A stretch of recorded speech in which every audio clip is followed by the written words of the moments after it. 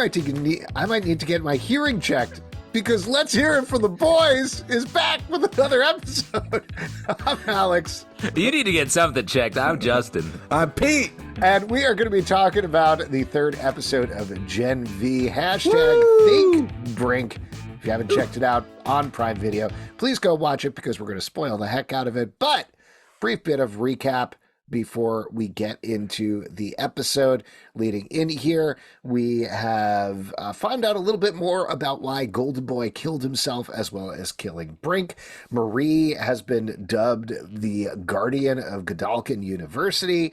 Emma, at the end of the episode, was dealing with somebody outing her as, well, she doesn't think she has an eating disorder, but she throws up in order to become small, and that was revealed to the entire campus. She's pretty stricken and upset about that. Meanwhile, Andre is trying to investigate what's going on with the woods. He has some clues about Sam, who is Golden Boy's brother, who is actually alive, and Cate rescues him at the last second before falling down to the ground and convulsing. That's where we left everybody. Also, there's Jordan, of course. Jordan is mainly pissed at this point about Marie moving up in the rankings and wants Marie to tell the truth about how Jordan actually fought back against Golden Boy, but Marie lied on national television about it. So that's kind of where we have everybody. The last thing we should probably mention is Dean Shetty, who seems to be the mastermind behind everything that's going on here, or that is quickly becoming clear, particularly in this episode. She has some shady loyalties. We don't know what's going on in the woods, but we find out a little bit more about it here. Oh, the fucking woods, man. The woods. Are we out of the woods, as Taylor Swift would say? We are not. Oh, yes, that's right. Taylor Swift is wrong. Kelsey. She's wrong about this. Shouts to Travis Kelce. Yeah. Now, lots of stuff goes down in this episode, but I wanted to throw one thing out at you guys. Great use. Yeah, throw. Let's keep this going. I love it. Yeah, there you go. I mean, football. Right at the top here. This isn't something that I'm necessarily concerned about per se, but this show, 3 episodes in, is showing the same sort of thing that I see in a lot of like college or school-based shows. Oh boy, where they're like, hey, we're set at a school, we're going to show you a class for maybe 30 seconds. Other than that, they never go to class, and that's not what it's about. Well, that's what college is, man. Yeah, Nobody bro. went to class, dude. The stuff that happens in class is not the thing you remember about college. You went to Ithaca College. I went That's to Cornell University across the way for big the time. one for smart people. We went to class all the time. We never missed a class. Well, Wow, great. I'm sure you really remember you and that. everybody. Wow, big. No, we. but seriously though, like I think the thing that I was missing. Why a do little you bit want in this more episode, school? Why? Well, hold on. The thing that I was missing a little bit in I this want episode. to watch people learn. I just want to see them in a room going, "You're right, Professor. I agree with that." Yeah, I want to see. Is that how school It's goes not for fun. you? These Pete, I feel episodes like you've are been an out hour of long. school. There's plenty of time for a full lecture from a professor. That's what I want to say. I want At the this end to of be like a every TED class, Talk. at the end of every class, you and Pete, you said, "Yes, Professor, you are correct," and then you all walked out the door. That's right. Yeah. Single I don't know how file, you nobody did looking things, at each other. but that's how Ithaca did it. Here's what I mean even more specifically about this is a lot of this is spent on the celebrity aspects that we've hit very well in The Boys, and I think they do a good job here as well. There's a whole benefit for the hashtag. Yeah, they didn't have Drink galas Drink. at Cornell. They're fancy pants. Come on. To me, He majored in gala. I'm missing a bit of the college here in this episode. Like, we're not getting a frat party. We're not getting a Go sorority fuck party. or yourself. anything like You this. missed the college. That's I'm sorry, I'm bringing up what I have as a legitimate criticism of this show 3 episodes in. Here's what I'll throw to you, never do Alex. that First again. off, Thank you, you. Professor. what? It's working. This has always been a class for you, Alex, run by 2 clearly substitute professors in Pete and I. that's right. Alex, you're saying this school is like, or this show is like school on Sunday, no class. That's what you're saying. Oh wow. Nice. Second, Sick burn, bro.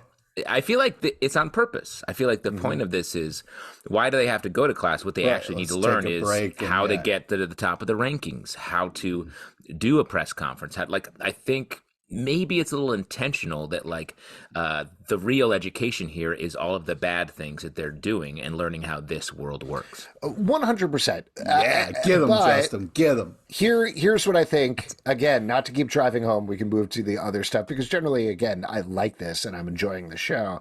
Is the original name for the show, I believe, was JV, like junior varsity, right? And we've talked a little bit about how they're kind of going for the celebrity thing, but they're also kind of going for the sports thing. I think what we're seeing here is like sports training camp, not college, like they're being recruited potentially for the big leagues. That's what I'm getting out of this episode in particular. What I want to see is a little bit more of, if you're setting it at college, let's see it act like a college, whether that means class, whether that means frat parties, whether that means something. I just don't have a sense of how this school works yet. We went from orientation to the first day to a gala, which is a thing. Oh my God. All right. I bet we're going to get that. Real quick, Pete. What you're saying is you want where celebrity and sports meet, which is Travis Kelce and Taylor Swift. Shouts to Pete. Right. Yeah. And I think the second thing you're saying is this show is like school on Monday, all class. Yeah. Okay. By the way, did you guys know that nobody knew who Travis Kelce was before Taylor Swift? Just shut up. I know one person on this podcast who didn't, and his name's Alex Zalman. Yeah, exactly. Yeah. It's very funny to me, actually, not to go on a side trip. Oh, But my the God. meme that everybody keeps doing where they're driving their boyfriends crazy. I was like, I legitimately had no idea who he was. Oh my God. Yeah. That's insane on Thanks, many Taylor. levels. Oh boy. Thank you, Professor Swift. Stop. Oh my God. All right. First off, this episode is awesome. I love this episode so much. I feel like this show really clicked in for me. I really am like, oh, I get who people are. Also, we had to go see the woods. Enough of the talking in the fucking woods. Let's see the woods. So I'm sorry they didn't spend more time in class and learning how to be a superhero. They threw him into the shit already, which is what we want. Like, being a superhero is going to galas, doing shit you don't want to do. It's a whole thing. Anyways, I was very happy with this episode. I really feel like we spent enough time with characters and dealing with all the different kind of stuff that's going on. I really feel like this episode really clicked, and I was finally rooting for people and had like a side. I felt really good about this show moving forward as a whole. I was a little worried about what the show was going to be, but I feel like this really found its footing and kicked into gear for me on this app. Yeah, I mean, I think they really spread the story around amongst everybody. Got to touch everyone, get into some backstory. Plus, people started talking and working together instead of just being assholes. Yeah, and I think we found, like, we had the cliffhanger about, like, Cate going into that seizure, and then she comes back pretty, without any sort of repercussions, it seems like, and is fully a major part of this cast, which is great. She's on the team. Yeah. But honestly, maybe this episode we can sort of walk through because it feels like there was a progression of things. We get this flashback. Wait, hold on. Before we get to that, I do want to just, so Pete and I are not fighting the entire episode. I do agree with you, Pete. Good luck. I think it's a really smart, I think it's a really smart decision to come out and just show us the woods and get right into that directly. If this was a Netflix show, I feel like we'd be like episode 8. Here's the woods, tune in next season. And instead, they are barreling through the plot very quickly. Yeah. So I agree with you on that. So yeah, to walk through the episode, Justin? Yeah, we get a little flashback to Sam. Genevieve gave him power but hurt his brain. We get to see prehensile dick in the backdrop. Love sausage. Love sausage. It was an Easter dick. Yes, it was an Easter dick. Which Easter dick, are you as happy we all proud know, of yourself for that one? Goes down and then 3 days later rises back. Oh, wow, dude. Wow. 3 days. Tough times. Wow, man. Yeah. But like, I don't know how to move forward from that. Yeah, exactly. Just roll back the door and kind of roll back the nut and the oh, wow. Wow. Easter dick rises up. Getting into some real Jesus stuff over here. Jesus, please move forward. This is about as much as I know about Jesus as Travis Kelce. So there you go. What? That is, I look forward to your Bible that you're releasing. It's going to be really good. So yeah, this is the facility that we got to see in The Boys. So I love on that note, like, this doesn't feel like lip service to The Boys. A lot of people, and I think very rightly so, have been calling it The Boys season 3.5, and it 100% feels like this. It feels like they took a bit of the lessons of extension from the MCU and used that here, where Granted, we haven't seen Homelander, we haven't seen Huey, we haven't seen Starlight or anything like Saw that. the Deep. But yeah, People do anything. it doesn't, again, it feels like it is very much part of this world. It exists in the world. There's repercussions there. It feels like an actual extension of the thing. And I love how they're working that stuff in. Honestly, the way that we're seeing the guest stars and it's so close to that world, I bet we're going to get more guest stars in the final episode of this season. We might get a 7. Like somebody gets, like Marie ends up on the 7 and then she or has there's to some deal with massive fight at the college and we get to see them all. There's at least some of them be there, and Marie and others, Andre, join them for this fight, and then we see what falls out of that.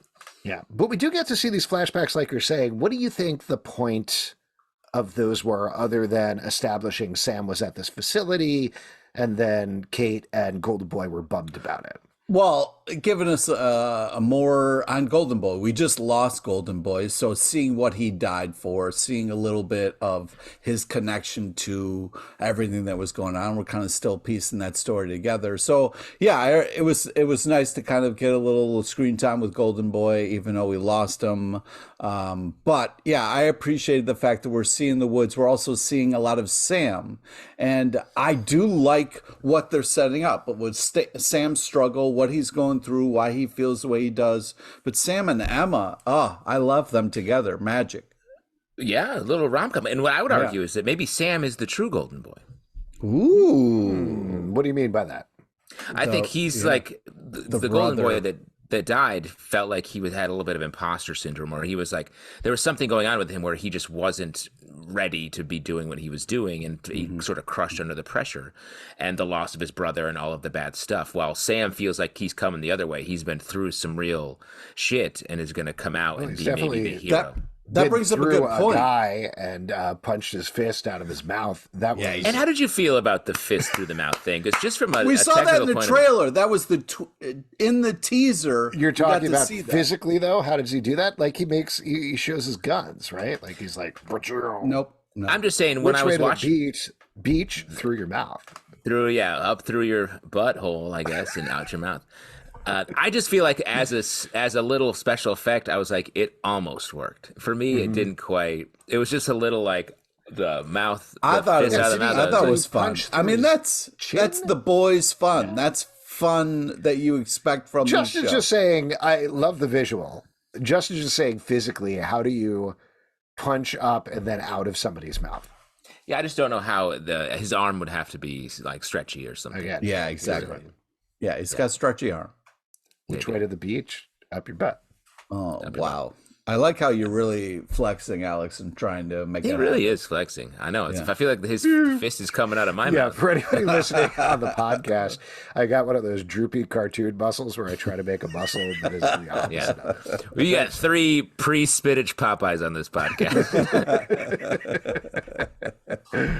Noodle arms. All the way down. I know we're jumping around all over the place when you wanted to walk through it, but can we talk about the rom-com stuff? I want to hear from our rom-com expert, Pete, because we got 2 couples bubbling up this episode. Not only do we have Sam and Emma, we also have Cate and Andre, who kiss and have a bit of an intercourse situation. It's funny that you say because and that was great. I really love that moment because you really feel Cate. You know what I mean? Like you feel like, oh yeah, we've all said things and been like, oh my God, why did you say that? And that was great because she does feel very untouchable on purpose with the gloves and their powers and everything. And so it was nice to kind of see her a little bit more vulnerable when it comes to that stuff. But again, you're trying to root for Andre, but he was kind of a dick. And so it's like, I hope that maybe... Why was he a dick? Because he was like, I'm out. Because she was like, I want to talk about the... Yeah, it was like, he could have been a little nicer when she wanted to talk.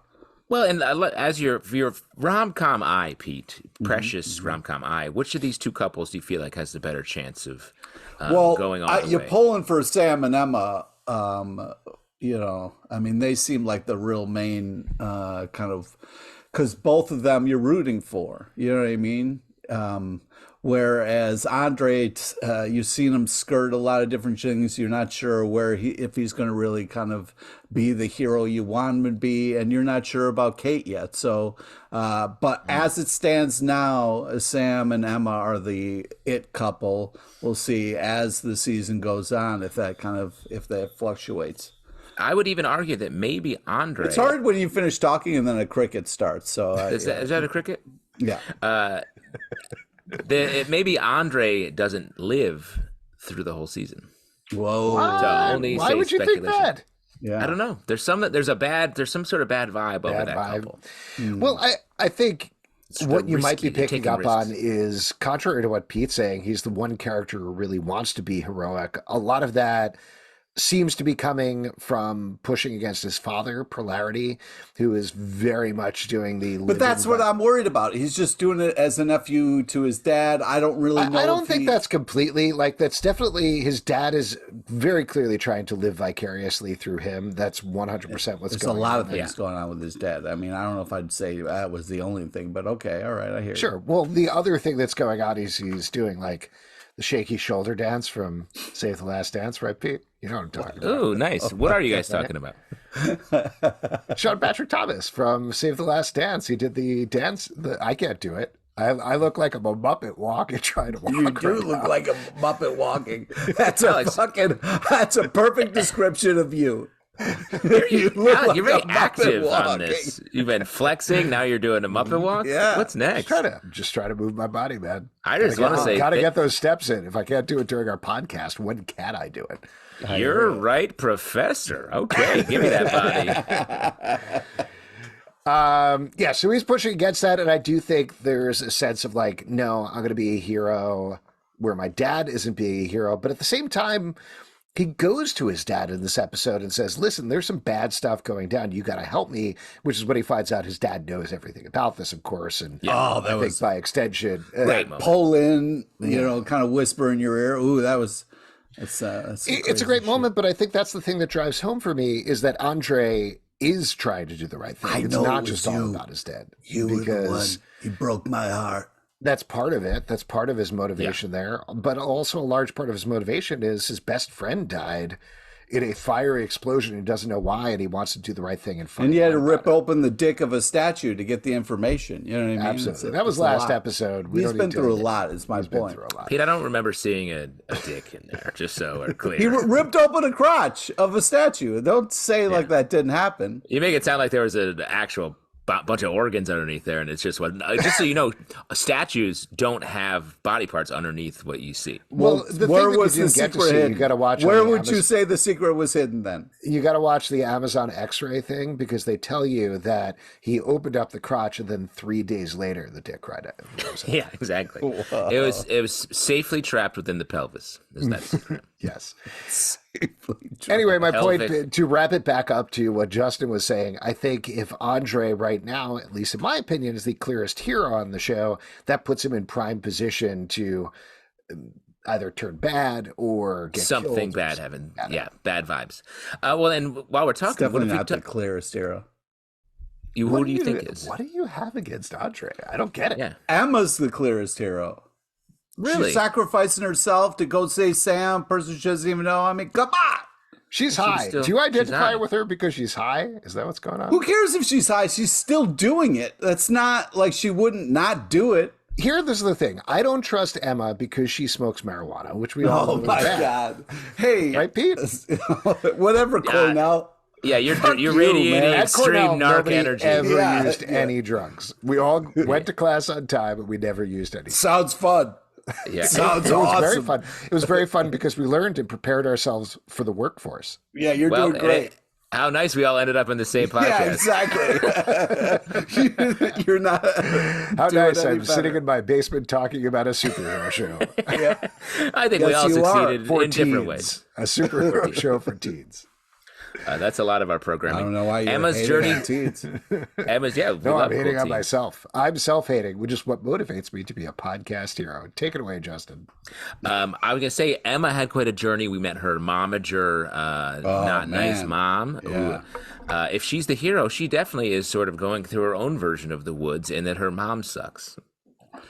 But wasn't it last episode where you said was her name like Kimberly Bimberly or whatever it was, and then they said her name. It was so funny, and I immediately thought of you, Justin. No, you called Courtney Fortney. Courtney Fortney is who she is. Yeah, we're talking with the mom. I loved how much she loved the drama, the back and forth between the mom and daughter. She was like, "This is going to be great TV." It was hilarious. Both her and Jeff are such great characters. Yes, like Jeff having the whole ribbon conversation where they're trying Courtney to Fortney pin down the color for the ribbon. I love both of them. Yeah, I want to see both of them end up on The Boys with Ashley. That what was that?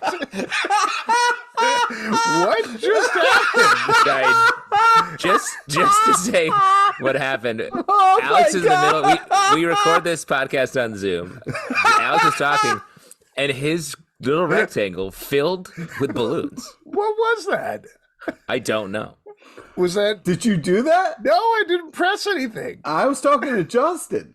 That's very weird. That is very weird. Oh my God, I've never seen that before. That was so funny. What was I even saying? On some sort of clown I have setting? no idea. Yeah. Okay.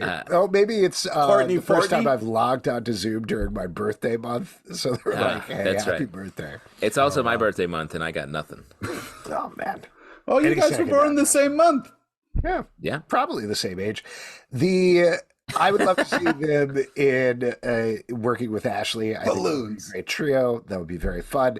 But the main thing that I wanted to say about Emma's storyline, while I try to get back on track after that weird balloon thing, is I liked how they approached this story in a relatively understated way. Like, I think there's a very histrionic way this could happen on a show where her mother completely traumatized her. Emma is fighting back about that. They have a big tearful confrontation at some point.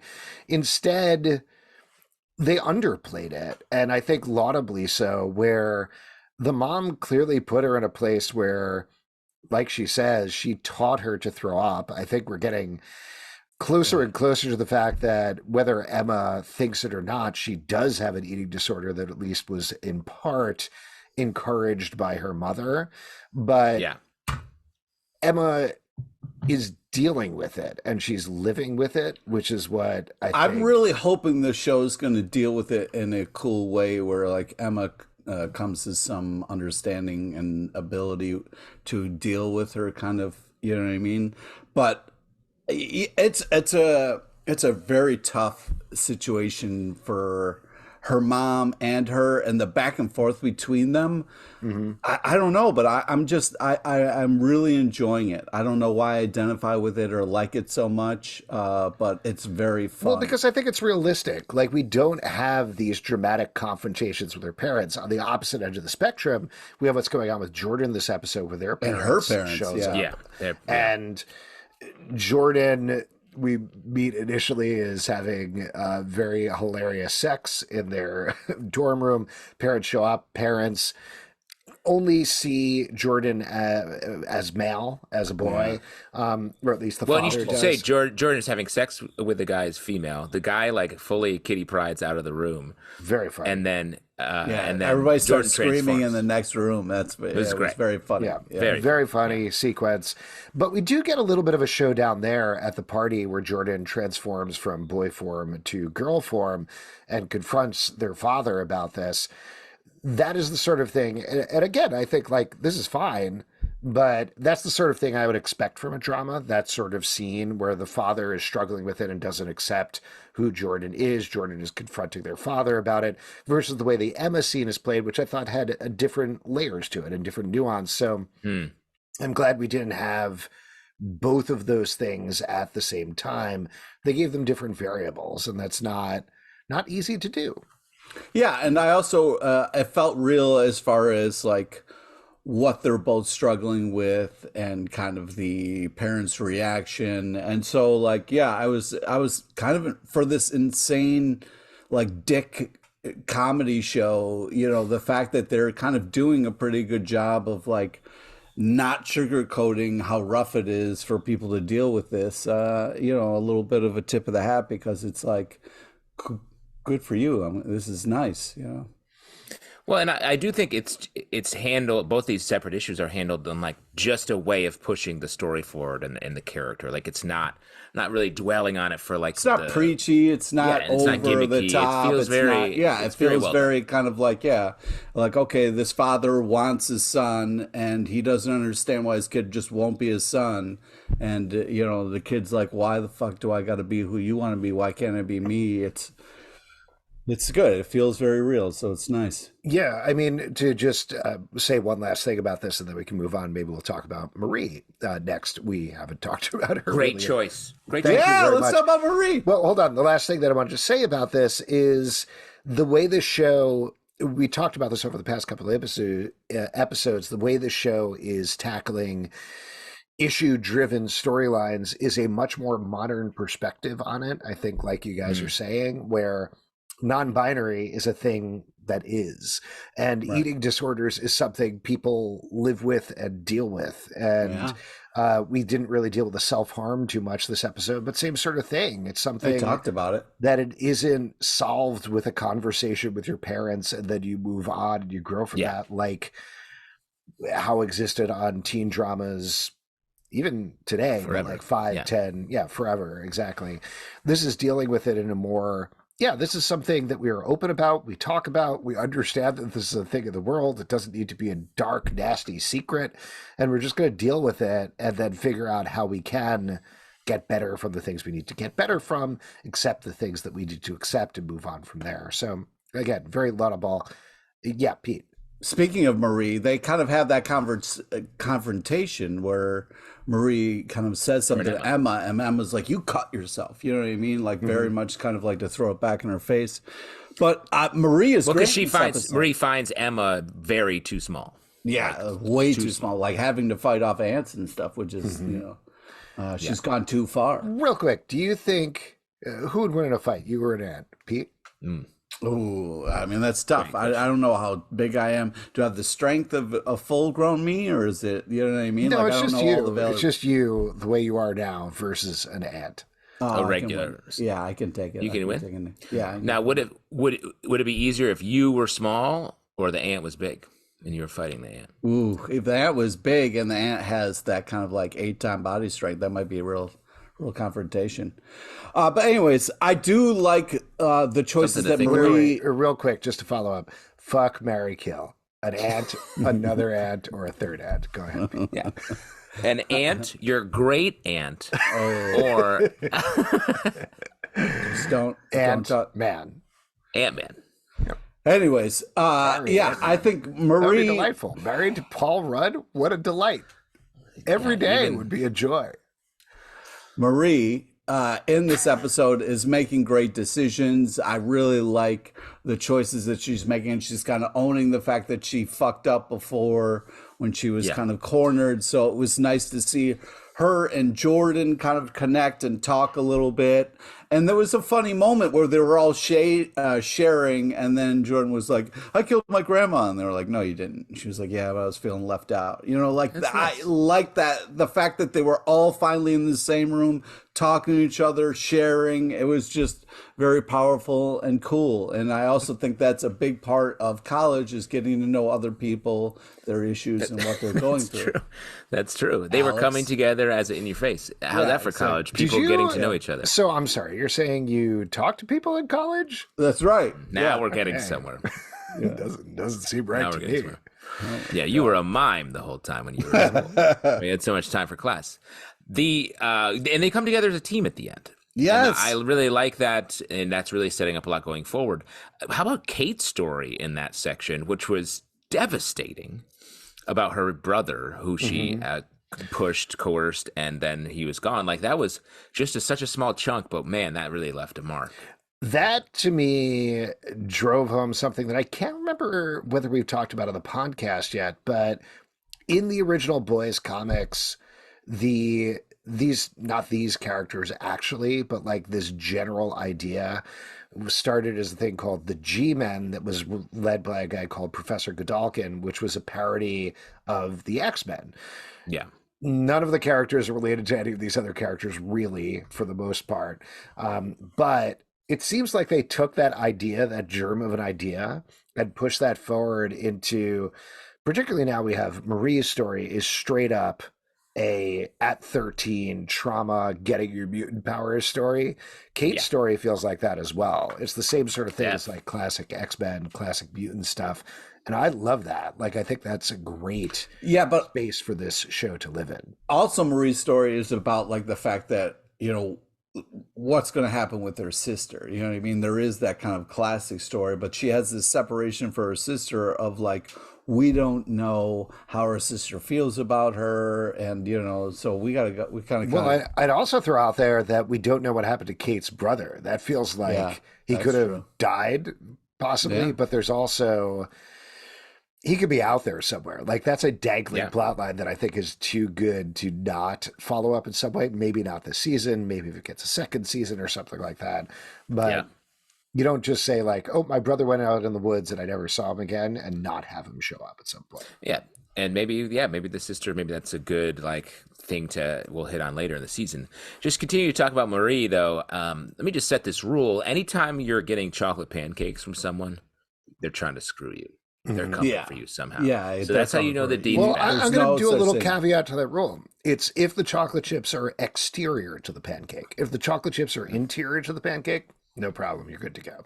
Interesting. But putting like the chocolate chips on afterwards, weird. Yeah, that's just lazy. The lily. That's what that is. That's just lazy. Well, pancakes are good. Why do you need to put chocolate on top? That's like.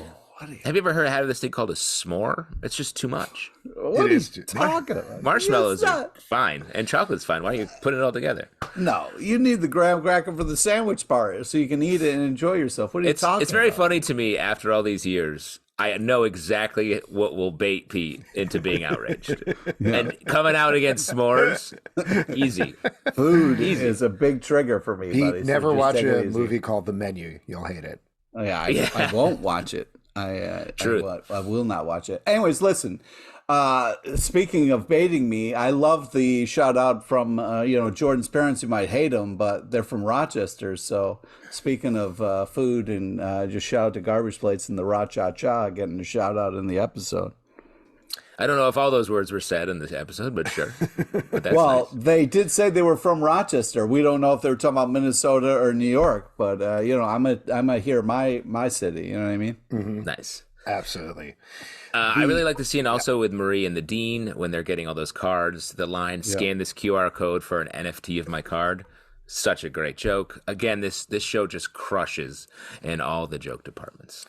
What do we think is going on with Dean Shetty at this point? What are your best theories about? She's a horrible person, is what it is. Mm-hmm. Good theory. Well, the thing is, it's just the boys did such a good job of being like, that's the villain. It's like, no, it's not. There's someone you have to feel sorry for because they're dealing with this. The villain is this person. I feel like we might get a twist here, and really, Dean Shetty's actually trying to put together a team of people to like help expose this, or she's somehow, and she was talking to Ashley, and there's something there. She's in a power position. Thank you. She was talking to Ashley, so it's not good for us. It's not good, but I do feel like we're going to get something that is a turn for her, and she's not just some like goatee twirling villain. Yeah. Well, let me throw this out there. Her name is Dean Shetty. She's acting like a mother to Marie. She's kind of like a Ma Shetty. Maybe she's Danny Trejo? Wow. Wow. Now that's a theory. When you go to class, those are the ideas you come up with when you go to all your classes. Yeah. While we're still talking about Marie a little bit, I just wanted to say the moment with Emma where she was like, shh, let it happen, was kind of enjoyable. I did love how Emma and Marie settled their stuff. Yes. The scene we're talking about. That did, in all seriousness, feel very college to me. Like, you get into a spat with your roommate, and then something happens where you're like, whatever, it's no big deal. We're friends. We're best friends, actually. We're best friends. I'll help you pee. I'll lift your dress. And Emma, the whole thing, I know it was in the trailer, but the get it, got it good, very funny when she's sneaking in. All of the scenes, I know, Pete, you talked about it a little bit, but Sam and Emma do have good chemistry. Yeah. And Sam is very sweet. I also love, talking about Ant-Man, but like, I love the size changing effect. I think they're doing a really good job of making that look good. It's good. And the thing at the end where she jumps through the guy's ear and crawls through his brain. Oh my God. Oh my God. So fucked up. Disgusting. Grossest thing possible they did there. Yeah. I love she coming out sort of coughing and like, whew, that was great. Before that, I love the sort of revert. We always get that question test where it's like, tell me the thing you know about me that only you would know. And we get the reverse where he's like, tell me the thing you know. And she's like, I don't know you, dude. I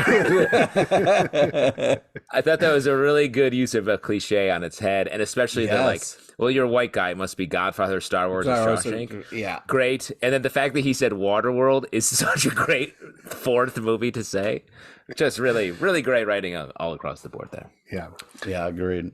I would also want to call out during the Remembering Brink montage that they have at the benefit, the shots of the Deep in particular, where it's like they got them at Sears, those pictures or something. Yeah. Very funny. So the Deep saying rest in peace, Brosif, was just, oh my God. Just so good. Yeah. One other thing about that, right around that moment, when Cate gets them the good vodka, I was like, just get the regular vodka. It's the same. It's all the same. Yeah. What are you talking? It's just potato water. It's dirty potato holy water. Shit! No. Got you again, Pete. Easy. Stop. So easy. Stop. It's literally. I feel like that might be my V power. Is to be like, Cate pushes other people. I push Pete. I can only push Pete. But anyway, I do agree though that all vodka is the same. You don't stop saying that. I was a bartender for so long. That's not true. You should know that it's not true. If you were a real bartender, I could if I served you 3 different vodkas, shook them up, chilled them, poured them out. You can't tell the difference. Yes, I can. I drink vodka for a living, motherfucker. If I ever see you in person again, we're gonna do that. That's right. How much do you get paid for that? The vodka. None. I get to live. Not for long, man. That's a good point. Any other notes from the episode? Any other things anybody wants to call out? I have a beanbag. That was fun. Overall, just very fun episode of the show. Before we wrap up here, who was best boy? Pete, who was your best boy of the episode? This is tough. mean, Marie killed it. Emma killed it. I was really happy with Sam. Oh, man. I'm going to give it to Emma. Nice. I got to give it up for our guy, Sam. Welcome to the party. Looking forward to see your come up. Get out of the woods. Are you out of the woods? No, because you're with Emma now. She's the Taylor Swift of the show. That's right. There you go. I agree with both of those, but I'll throw it out to Marie. We didn't really talk much about her stuff with Dean Shetty, but I thought there was an interesting arc for her here that Jazz Sinclair played really well in terms of selling herself completely at this benefit, and that moment towards the end when she doesn't get to say anything and Dean Shetty's just like, look at her over there, isn't she great? Smile, Marie. And she starts to realize, oh, wait a second, I'm being used right now. Yeah. There was a nice, very subtle turn in that acting that I liked a lot, and I hope we're going to get that thing where she was doing refusal the first couple of episodes. Now she's going to turn and start to become the hero that we want her to be in the second. She is absolutely a fantastic actress. I love all the choices that she's making. It's really awesome to see. Great stuff. If you'd like to support this podcast and all the podcasts we do, patreon.com/comic book club. Also, we do a live show every Tuesday night at 7 p.m. to Facebook and YouTube. Come hang out. We would love to chat with you about the boys and Gen V. Apple, Spotify, Android, or the app of your choice to subscribe, listen, and follow the show at Comic Book Live on Twitter /X, Comic Book Club Live on TikTok and Instagram, comicbookclublive.com. For this podcast and many more, until next time, I'm going to go see my hearing doctor and make sure I can hear it for those boys. I just don't know why Reese's Pieces are even a candy. Am I right, Pete? I want to be sedated.